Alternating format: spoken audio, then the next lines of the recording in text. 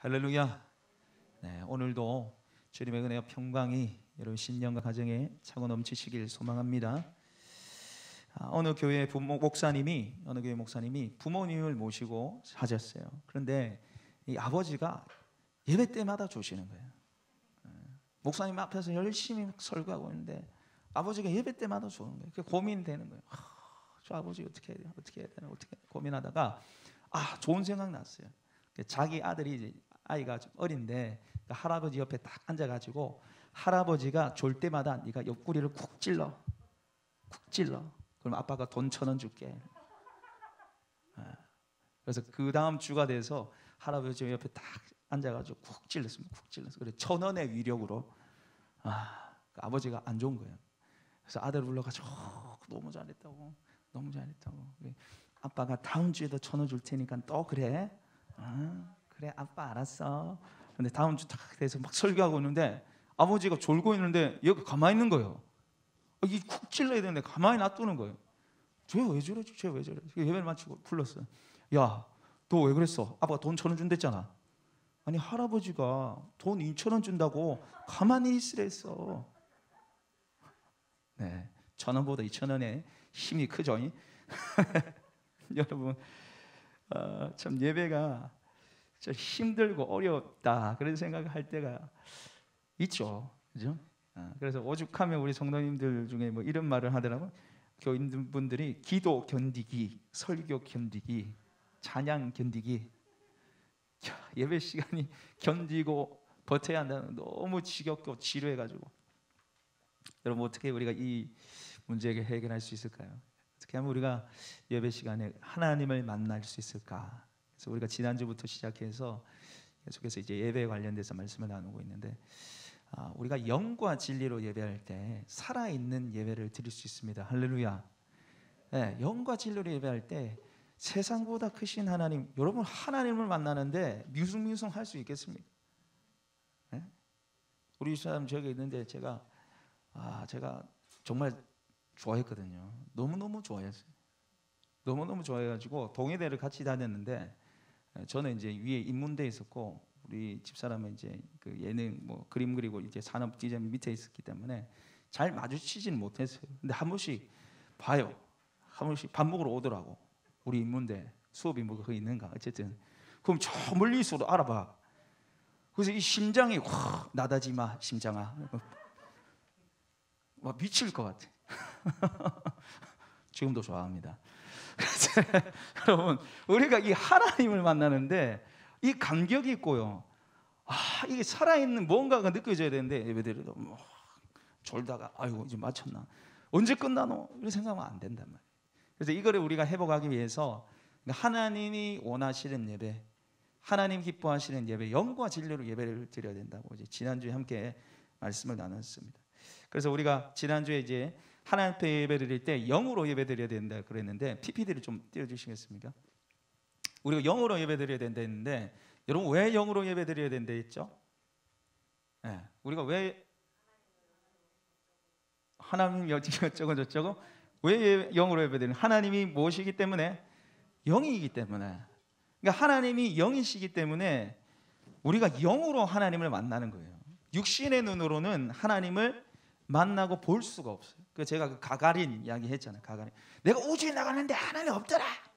당연히 없죠. 하나님 영인데 눈에 안 보인단 말이에요. 영으로 하나님을 만난 거예요. 그래서 이게 예배로 영으로 예배 드리는 게 뭐냐? 형식이 아닌 뭘로 드려야 된다고요? 영으로. 그냥 형식에. 그냥 앉아 있는데 그냥 시간 때우기식에 이렇게 예배 드리면 하나님을 만날 수가 없어요. 두 번째는 감정이 아닌 뭐로 예배해야 된다고요? 영으로. 오늘 예배 드릴 감정이 아니야. 예배 드릴 기분이 아니야. 이렇게 하면 된다 안 된다? 안 된다. 우리 속에 구원받은 하나님의 은혜로 구원받은 영은 항상 기뻐할 수밖에 없다 그랬어요. 우리가 하나님의 은혜를 늘 받고 살잖아요. 그 다음에 우리의 영만이 아닌 누구로 예배드려야 됩니까? 성령님. 우리 안에 살아 역사하시는 성령님의 인도함을 따라서 성령으로 예배를 드리셔야 된다. 성령님이 역사하셔서 우리가 마땅히 빌 바를 알게 하시고 하나님의 깊은 것까지도 아시는 분이 누구예요? 성령님을 쫓아서 예배드리셔야 돼요. 성령님 쫓아서. 그래서 오늘 이제 두 번째 시간에 이제 진리로 예배하라는데, 진리로 예배하라는 것은 진리의 말씀에 따라 어떻게 예배된다고요? 바르게 예배드려야 됩니다. 진리로 예배드려야 된다는 것은 진리의 말씀을 따라 바르게 예배를 드려야 된다라는 것이죠. 오늘 이 예수님의 말씀을 보시면 23절에 아버지께 참되게 예배하는 자들은 영과 진리로 예배할 때가 온다. 24절에 하나님은 영이시니 예배하는 자가 영과 진리로 예배할지니라. 그거 좀 앉아보면 안 될까? 네, 감사합니다. 네. 영은 제가 성령님이라고 그랬습니다. 진리는 말씀이에요. 말씀에 입각해서 말씀에 따라서 예배드려야 된다는 거죠. 자, 예술의 전당 입장식 주 상황이 있습니다. 네, 예술의 전당. 혼잡을 피하기 위하여 공연 개시 10분 전에 입장하시기 바랍니다. 6세 이하 어린이는 입장할 수 없습니다. 공연 중 사진 촬영, 화환 수순을 할 수 없습니다. 공연 중에 객석 출입할 수 없습니다. 음식물 장내에 가지고 들어갈 수 없습니다. 공연 도중에 입장할 수 없습니다. 총기 소지? 뭐 그런 소리 하네. 어쨌든 지금 여러분 이게 이제 보통 예술의 전당 우리 뭐 공연하시는 분들, 뭐 연주하시는 분들은 아시는가 모르겠지만 잘 아시겠죠? 이런 원칙이 있어요. 어디 갈 때 이렇게 막아놨단 말이에요. 이런 원칙에 따라서 연주를 들으십시오 이렇게 한 거예요. 하물며 하나님을 예배함에 있어서 하나님이 세우신 원칙이 있어요. 이런 예배를 너희가 드려라. 이런 예배에 내가 받겠다. 이런 예배 드릴 때 너희가 하나님 만날 수 있다. 그 원칙이 뭡니까? 바로 진리인 말씀이에요. 하나님 말씀을 쫓아서 말씀대로 예배드리길 원하신다. 그러면 원칙이 뭐냐면은 이 레위기서에 보면은 하나님이 원칙을 엄청 많이 세워놨어요. 그 첫 번째가 뭐예요? 흠없는 수컷으로 드려라. 흠없는 수컷 가지고 예배드리라는 거죠. 레위기 22장 19절을 보시면 기쁘게 받으심이 되도록 소나 양이나 염소에 흠없는 수컷으로 드릴지니. 하나님이 기쁘게 받으시는 제물이 뭐라는 거예요? 흠없는 수컷으로 드리라는 거예요. 두 번째 원칙은 고운 가루로 드리라는 거죠. 그리고 레위기 2장 1절에 누구든지 소재의 예물을 여호와께 드리라거든. 소재는 곡식 제사를 말하는 거예요. 그럴 때는 고운 가루로 예물을 삼아. 그러니까 곡식을 그냥 바치는 게 아니라 그 곡식을 말려가지고 빻아야 된다는 거예요. 맷돌에 넣어서 가루로 만들어내서 그걸 드릴 때 하나님이 받으시겠다는 거예요. 세 번째 원칙은 꿀이나 누룩 넣지 말라는 거죠. 그래서 너희가 여호와께 드리는 모든 소재물에는 누룩을 넣지 말지니 너희가 누룩이나 꿀을 여호와께 화제로 드려 사르지 못할 것이니라.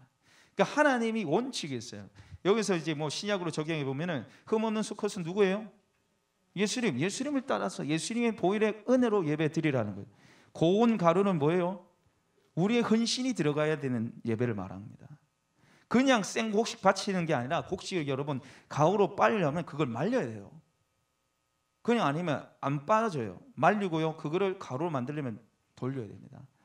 고운 가루를 많이 돌려야 돼요. 헌신이 들어간 예배를 받으시다는 거고, 누룩 꿀은요 순전한 예배를 드린다는 거죠. 순전한 예배.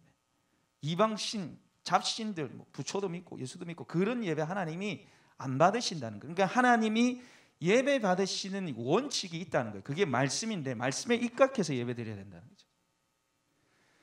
그래서 하나님의 원칙이 벗어난 예배가 있습니다. 그게 뭐냐면은 말씀에서 빗나간 예배인데 제7일 안식일 예수 재림교, 소위 말해서 이제 안식교입니다. 안식교에서 말한 게 뭐냐면 우리 출애굽기 20장 8절 말씀 같이 한번 읽어보겠습니다. 시작. 안식일을 기억하여 거룩하게 지키라. 언제 지키라는 거예요? 안식일. 근데 안식일이 언제예요?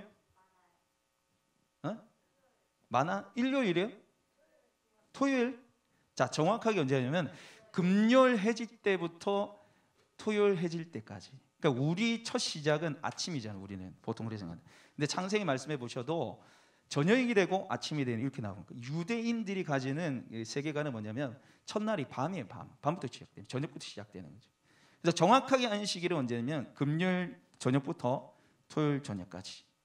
그게 안식일인데 우리 언제 예배드려요? 주일날 드리잖아. 일요일날 드리잖아. 뭐야? 그러지? 응? 안식일에 토요일에 예배 드려야 한다고 우리 사람들이 이렇게 주장한단 말이에요. 안식일에 예배 드려야 된다. 제가 군을 전역하고 저희 집에서 이렇게 있는데 누가 띵동해서 여자 두 분이 찾아왔더라고. 여자 두 분이 찾아왔더라고. 아이고 예수 믿으신가 보네요. 왜 교표가 붙어 있으니까. 여러분 내가 우리 집에 교표가 붙어 있고 내가 예수 믿는다는데 와서 계속 말을 건다. 이거 이단입니다. 이상한 사람이에요. 내가 교회 다닌다는데 왜 말을 걸고 계속 뭐 예수 믿으라 이상한 소리 해요. 그 이상한 사람들, 이상한 사람들. 꼭 이단들은요 신천지하고 하나님의 교회 제칠 안 시키고 이런 사람들은 교회 보고 옵니다. 교회 보고. 저 혼자 있었거든. 교회 보고 이제 뭐 어쩌다가 그냥 와가지고 앉아가지고 저보고 청년 예배 언제 드려요? 일요일날 주일날 드리죠.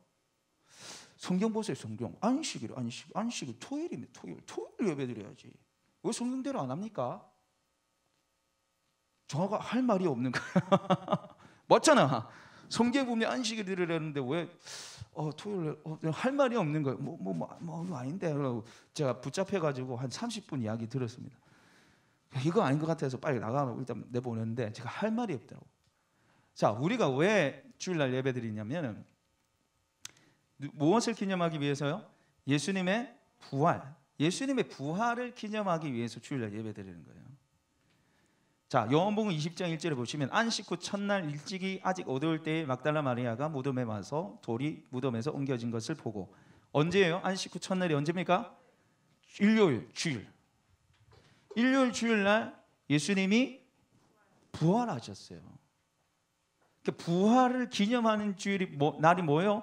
주일이라는 거예요. 주일. 부활을 기념하는 날이 주일이에요. 그래서 주일날 예배 드리는 거예요. 그래서 이 초대교회 성도들도 사도행전 20장 7절 같이 읽어보겠습니다. 시작. 그 주간의 첫날에 우리가 떡을 떼려 하여 모였더니 바울이 이틀날 떠나고자 하여 그들에게 강론할세 말을 밤중까지 계속하며. 그 주간의 첫날이 무슨 날이에요? 일요일 주일이라. 우리 달력고 뭐부터 시작됩니까? 일요일 빨간 날부터 막 시작되잖아요. 그죠? 그 주간의 첫날. 그러니까 초대교회 성도들은 여러분 주일날 예배 드려야 된다는 것에 있어서 분쟁을 안 했습니다. 논쟁을 안 했어요. 자연스럽게 성경에 야 우리 주일날 예배 드려야 돼. 아니 안식일 예배 드려야 돼. 이런 분쟁이 안 나타나요. 왜요? 너무나 자연스럽기 때문에. 예수님 부활한 날 그날 기념하는 거야. 예수님이 모든 걸 바꿨어. 이 초대교회 성도들도 그 주간에 첫날 예배드렸고 고린도전서 16장 2절에 보셔도 매주 첫날에 너희가 각 사람이 수입에 따라 모아두어서 이 헌금을 말하는 거예요. 우리가 헌금 언제 합니까? 토요일 합니까? 주일날 합니까? 주일날. 그러니까 초대교회 성도들은 주일날 예배드렸고 예수님은 주일날 부활하셨어요. 그래서 우리가 주일날 예배드리는 게 맞습니다. 그래서 말씀의 원칙에 따라서 해야 되고 그 다음에 하나님 예배의 원칙에 빗나간 예배가 있는데 말씀을 흐리는 예배가 있어요.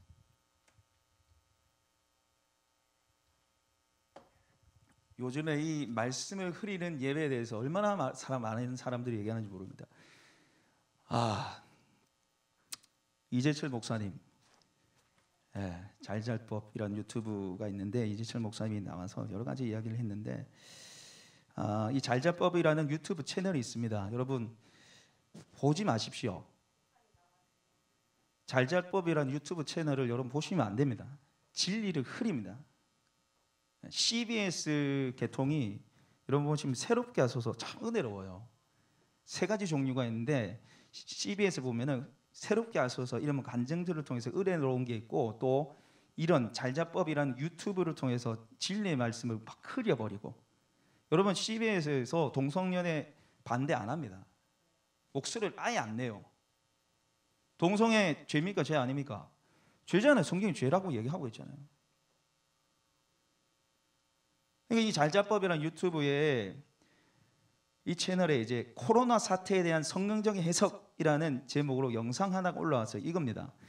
2020년 10월 16일 날 이 영상이 올라갔는데 지금 한 달 좀 넘은 상태인데 조회수가 50만이 넘습니다. 제 기억에는 이게 나온 지 일주일도 안 돼서 10만을 넘고 거의 20만에 육박하는 조회수가 올라갔어요. 이제 이분이 이제 100주년 기념교회 은퇴 목사님이신 이재철 목사님인데 아마 이재철 목사님 아시는 분들 아실 거예요. 존경받는 목사님입니다. 은퇴하시면서 나를 버려라고 했습니다. 존경받을 만한 또 삶을 살기도 했어요. 그런데 이 영상이 올라가고 나서 정말 성경적인 해석입니다. 제대로 가르쳐 주셔서 감사합니다. 2부 언제 나오나요? 뭐 엄청난 폭발적인 댓글이 달렸는데 제가 이 영상을 보고 나서 우리 집사람한테 큰일 났다.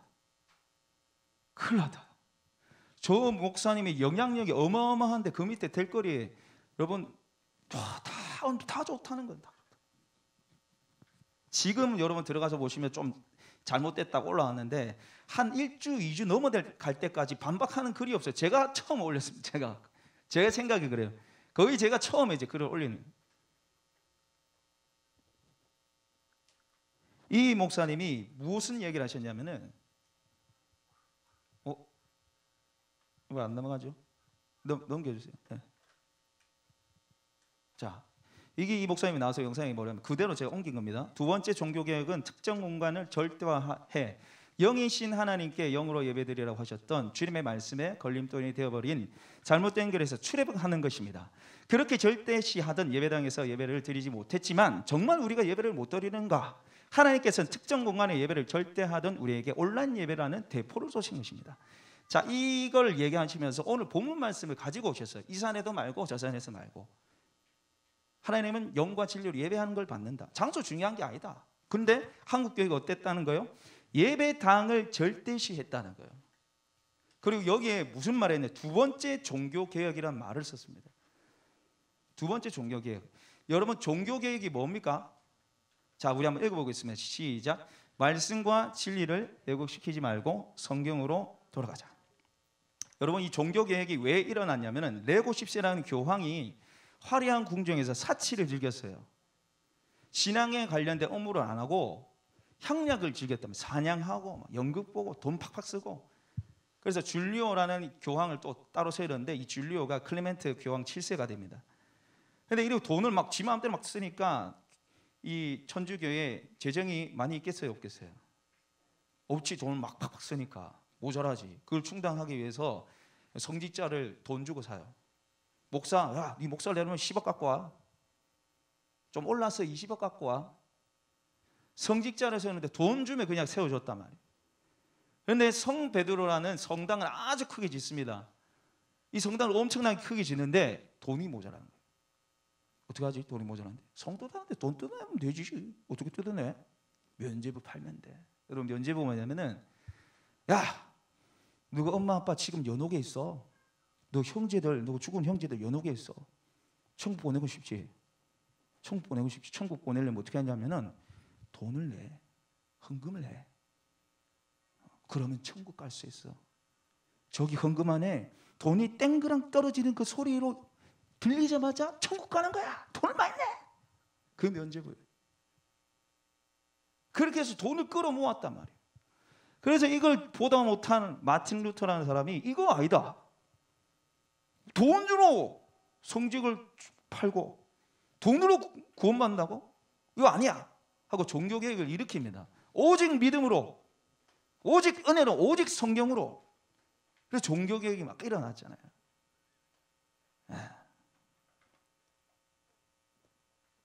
그러니까 이 종교개혁이 뭐냐면 말씀을 왜곡하는 거예요. 돈으로 천국 간다. 이 주장을 바로 잡은 거예요. 오직 예수를 믿음으로 천국 간다. 그걸 바로 잡은 게 종교개혁이라는 겁니다.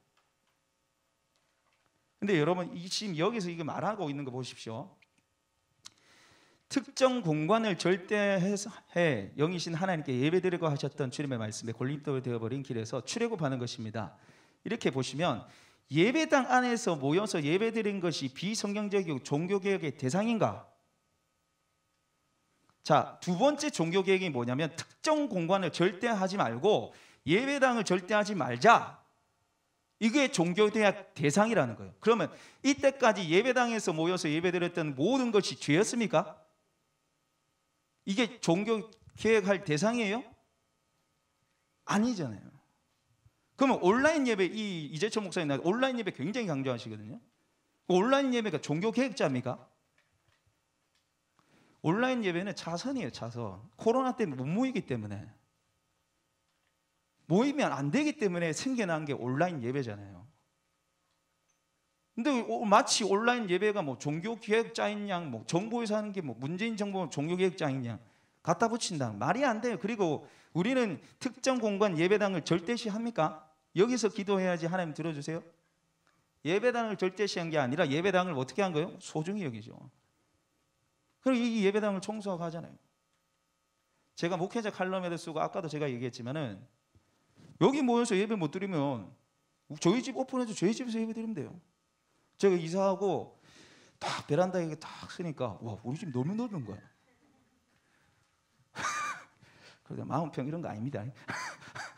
제가 24평 맞으면 3평 4평 이제 그 복도식에 있다가 29평 계단식을 가니까 와, 이게 거실이 너무 넓은 거예요. 그래서 제가 다 거실 뒤에 이제 베란다에 딱 서서 저 이제 거실을 딱 보면서 저희 집사람한테 한마디 했습니다. 와, 이제 우리 여기서 예배 드리면 되겠다. 응? 예배당에서 예배 못 드리면 여기서 모여서 예배 드리면 되겠다. 예배당을 절대시하지 않았어요. 모이는 것을 말씀의 진리의 말씀에 모이라고 했기 때문에 모이는 거지. 할렐루야. 예배당은 소중히 여겨야지. 그래서 깨끗하게 청소하고 해야지. 여기 예배 드리는 공간 지정하면 되겠습니까? 그게 다 아니잖아요. 그 다음에 이분이 또 무슨 말씀하셨냐면 개신교 설문조사에서 3분의 1이 코로나19 이전처럼 대변 예배가 재개되더라도 온라인 예배를 계속하겠다고 응답했다. 아, 이게 심각합니다. 코로나가 중단되더라도 백신이 개발되더라도 이대로 예배 드리는 게 좋다는 거예요. 그걸 3분의 1이나 얘기했다는 거예요. 이것은 엄청난 혁명이다. 예배당에서 예배드릴 때와 다른 그 무엇인가를 경험했던 그 무엇인가를 경험했다. 제가 예배당에서 드릴 때와 다른 그 무엇인가를 경험했다. 드릴 당 여기서 와서 예배당에서 예배 드릴 때와 다른 그 무엇을 경험했다는데 무엇을 경험했습니까? 뭘 경험했단 말이에요? 자, 온라인 예배자의 실제 경험담입니다. 온라인 예배로만 예배를 드리다 보니 영성이 떨어지고 집중이 되지 않아서 궁극적으로는 하나님을 멀리하게 되는데요. 예배 드리다가 전화 오면 전화 받게 되고 묻게 되고 늦게 되고 화장실도 가게 되고 배터리가 나가기도 하고 신령과 진정으로 예배드리지 않는다는 것을 경험했습니다. 예배당 안에서 드렸던 예배와 다른 무언가를 경험했다고 주장하시는 목사님이 그럼 실제로 성도들이 예배당에서 말고 온라인 예배 때 뭘 경험했단 말이에요? 신령과 진정으로 예배 드릴 수 있단 말입니까? 여러분 중에 나는 여기 예배당에 안 나와서 안 모이고 나 혼자 온라인 예배 드릴 때 더 은혜 받습니다. 그런 분 계십니까? 말 안 해주셔서 감사합니다. 여러분, 분당 우리 교회 이찬수 목사님 제가 설교를 한 번씩 듣는데 코로나 한창일 때 이찬수 목사님이 우리의 민낯을 드러낼 때라는 말씀으로 제목으로 아마 설교하신 적이 있어요. 근데 그 부목사님이 이메일로 안식월을 보낼 때 그 분당 우리 교회는 부목사님들도 안식월 준다는 것 같더라고요. 자기가 어떻게 지냈냐를 소상하게 이메일로 보냈더라고요. 목사님, 제가 처음에는 예배를 드릴 때 온라인 예배를 드릴 때 정장을 갖춰서 또 바로 이렇게 예배를 드렸는데 나중에 보니까 추리닝 입고 막 제 마음대로 예배 드리게 되던데요. 저 죄인입니다. 이런 얘기야. 여러분, 목회자도 그렇단 말이에요. 목회자도 안 모이면요 흐트러져요. 하나님이 우리를 아시고 우리를 살리기 위해서 모이라고 하신 거예요. 또 그 길을 진리에 돌이켜 허탄한 이야기를 따르리라. 이런 허탄한 이야기들이 사람들이 따라가게 돼 있다는 거. 바른 교훈을 받지 않고. 제가 앞에 얘기했죠. 이재철 목사님 그 영상 올라왔을 때 수많은 사람들이 환호를 했습니다. 오, 이게 진짜입니다. 언제 이부 나와요? 막. 얼마나 댓글이 막 달리는지. 여러분, 우리는 뭐에 따라 예배를 드려야 돼요? 넘겨주세요. 네. 성경의 가르침을 따라야 돼요. 한번 넘겨주십시오. 자, 마태복음 18장 20절 말씀 읽어보겠습니다. 시작. 두세 사람이 내 이름으로 모인 곳에는 나도 그들 중에 있느니라. 예수님 뭐라 하셨나요? 두세 사람이 내 이름으로 모인 곳에 나도 그들 중에 있느니라 말씀하셨잖아요. 모인 곳에 모여야 된다는 거예요. 예수님도 모인 곳에 예수님 함께 하시겠다는 거죠. 히브리서 10장 25절 읽겠습니다. 시작. 모이기를 패하는 어떤 사람들의 습관과 같이 하지 말고 오직 권하여 그날이 가까이 오면 더욱 그리하자. 모이기를 패하는 어떤 사람들의 습관이 있다는 거예요. 히브리서 이 당시에도 여러분 히브리서는 유대인들을 위해서 쓴 서신서인데 예수님을 믿다가 유대교 야 예수 뭐 큰 믿어서 뭐해 막 핍박이 지워지자 예수님 안 믿은 거예요. 예배 안 드린 거예요. 안 나와서. 그래서 모이기를 패하는 어떠한 사람들의 습관과 같이 하지 말고 오직 권하여 그날 마지막 때가 가까이 올수록 더 모이라는 게 말씀 아닙니까? 모이라고 하잖아요. 말씀에 사도행전 2장 46절 날마다 마음을 같이하여 성전에 모이기를 힘쓰고 집에서 떡을 떼며 기쁨과 순전한 마음으로 음식을 먹고. 여러분 모든 목사님들이 담고 싶은 교대 추구하고 싶은 교회가 뭐냐면 초대교회예요. 초대교회가 가장 아름다웠던 교회, 가장 이상적인 교회였는데 그 초대교회가 어떻게 했습니까? 날마다 마음을 같이하여 성전에 모이기를 힘쓰고 모였다니까요. 우리가 말씀 따라 우리가 신앙생활 해야 되는 거예요. 말씀 따라. 그 다음에 진리로 예배하라. 두 번째는 진리이신 누구로 예배하라는 겁니까? 예수님으로 예배하라는 거예요. 예수님. 진리이신 예수님을 쫓아서 예배하라는 거예요. 그래서 예수님을 통해서 예배하라는 뜻인데 우리 말씀 같이 읽어보겠습니다. 시작. 너희는 알지 못하는 것을 예배하고 우리는 아는 것을 예배하노니 이는 구원이 유대인에게서 남이라. 아버지께 참되게 예배하는 자들은 영과 진리로 예배할 때가 오나니 곧 이때라. 아버지께서는 자기에게 이렇게 예배하는 자들을 찾으시느니라. 아멘. 지금 예수님이 너희는 알지 못한 것을 예배하고 우리는 아는 것을 예배하노니 이는 구원이 유대인에게서만 남이라. 이 유대인이 누구냐면은 예수님 자기 자신을 가르치는 거예요. 예수님이 이스라엘 백성들의 유다 지파 다윗의 혈통을 통해서 이 땅에 오셨잖아요. 근데 예수님이 너희는 모른다. 그런데 우리는 안다. 여러분 성경에서 안다 모른다 이런 이야기가 나올 때는 이 지식적 알미 아니라 경험하고 누리는 거예요. 1 더하기 1은 2다 이게 아니고요. 그냥 답 쓰는 게 아니고 진짜 사과를 갖다 놓고 사과 2개네? 2개 먹을 수 있네. 먹어보는 알미란 말이에요. 무슨 말인지 이해되시죠? 그러니까 예수님을 통해서 하나님을 만나고 누리는 경험을 말하는 거예요. 지금 여기서 말하는 거예요. 예수님 안에서 완전히 새로운 예배 방식이 펼쳐졌다는 거죠. 여러분 출애굽기 40장 보시면은 출애굽기 40장 마지막이 무슨 장면입니까? 성막이 완성되고 그 성막에 하나님 영광이 임하잖아요. 구름이 영광이 임해가지고 모세가 들어갈 수 있어요? 못 들어가요? 못 들어가요. 여러분 모세는 하나님과 대면하여 말하던 사람이고 성막 왜 지었냐면 거기 하나님 만나기 위해서 만든 거예요.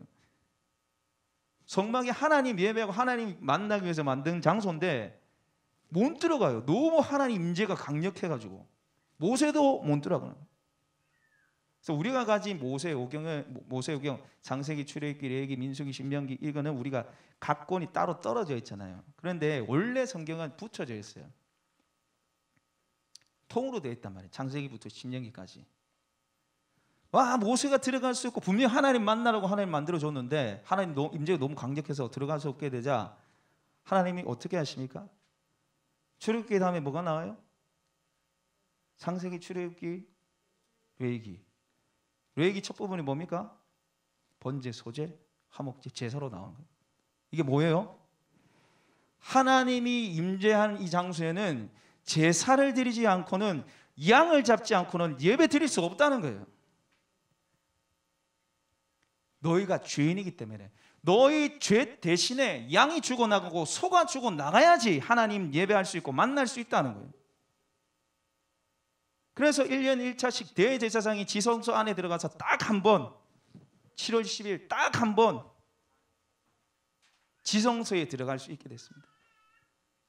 그러나 이제 예수님이 새로운 길을 열어주셨어요. 히브리서 10장 19절 20절 말씀 같이 읽어보겠습니다. 시작. 그러므로 형제들아 우리가 예수의 피를 힘입어 성소에 들어갈 담력을 얻었으니 그 길은 우리를 위하여 휘장 가운데로 열어놓으신 새롭고 산 길이요 휘장은 곧 저의 육체니라. 아멘. 1년에 딱 한 번 들어갈 수 있었던 그 지성소, 하나님의 임재가 있는 그 지성소 장소에 1년에 한 번이 아니라 예수의 피를 힘입어 나아가는 자는 누구든지 지성소의 하나님의 은혜를 경험할 수 있게 됐다는 것입니다. 할렐루야. 그래서 우리가 예수님을 통해서 예배 드려야 된다는 거죠.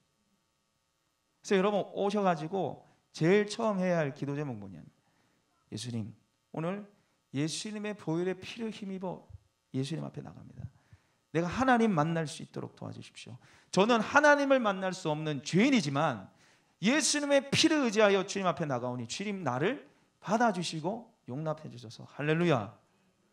그렇게 기도하셔야 돼요. 예수님을 통해서 하나님이 하나님을 만날 수 있도록 열어놨다니까. 그리고 두 번째는 이 예수님으로 예배하라는 것은 예수님이 주신 은혜를 가지고 예배하라는 거예요. 예수님이 주신 은혜를 가지고 예배하라는 거죠.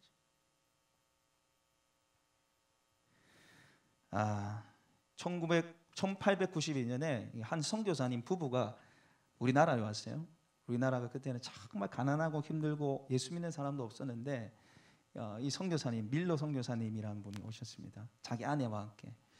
이분이 한국말로 자기 이름을 바꿨는데 민로아로 바꿨어요. 밀러를 민로아로 바꿔서 오셔가지고 사역을 하고 섬겼는데 아이가 없는 거예요. 아이를 너무 갖고 싶은데 아이가 안 태어나는 거예요. 그러니까 6년 만에 아이를 낳습니다. 얼마나 소중해요.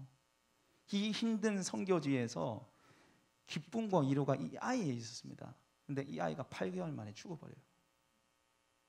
풍토병을 못 이겨가지고.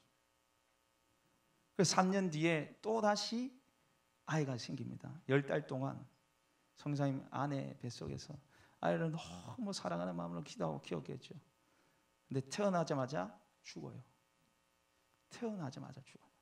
그리고 그 1년 뒤에 이 성년사님 아내가 충격으로 죽습니다. 사랑하는 자녀 둘이를 한국 땅에 묻고 자기 아내도 한국 땅에 물었어요. 그때 예수를 전하는 이 선교사님 보고 사람들이 말합니다. 도대체 당신이 전하는 예수가 누군데 당신을 이토록 괴롭게 만듭니까?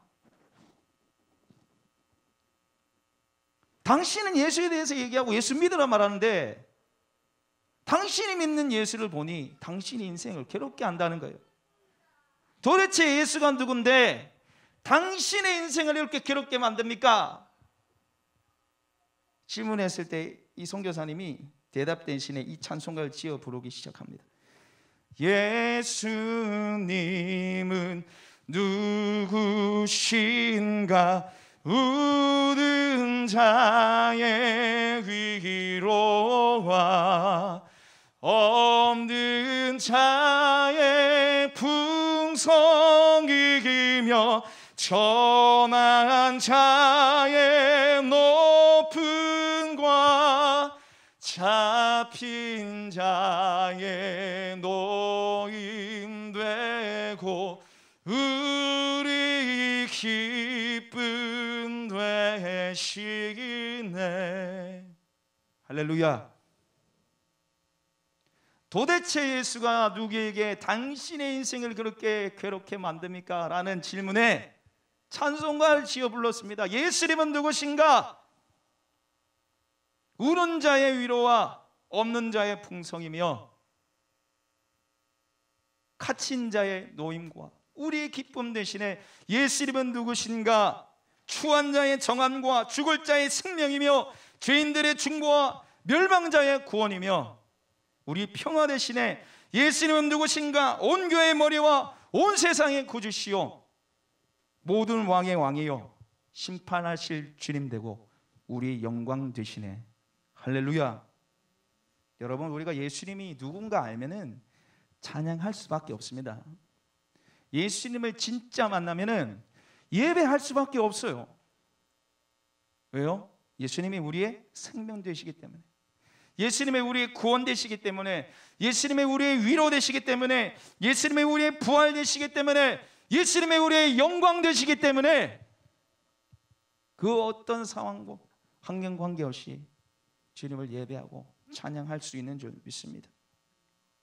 여러분, 환경 따라 상황 따라 마음 따라 관정 따라 예배하지 마시고 오직 예수님으로, 오직 예수 그리스도의 은혜로 주님께 예배하시는 저와 여러분 되시길 바랍니다. 어제나 오늘이나 영원토록 변함없으신 예수 그리스도, 그분으로 예배하여 주님 만나시고 주님을 기쁘시게 하는 저와 여러분 되시길 소망합니다.